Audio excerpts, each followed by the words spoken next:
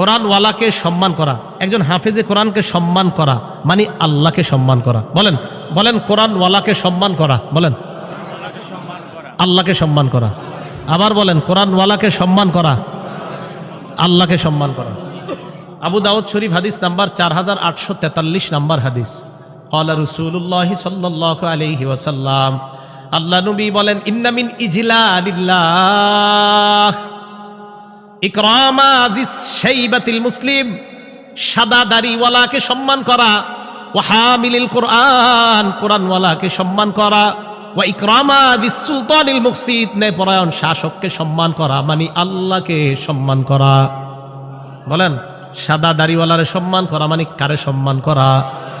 হাফেজে কোরআনকে সম্মান করা মানে কাকে সম্মান করা? ইনসাফওয়ালা ন্যায়পরায়ণ শাসককে সম্মান করা মানে কাকে সম্মান করা? তাহলে তিন ব্যক্তিকে সম্মান করা মানে আল্লাহকে সম্মান করা।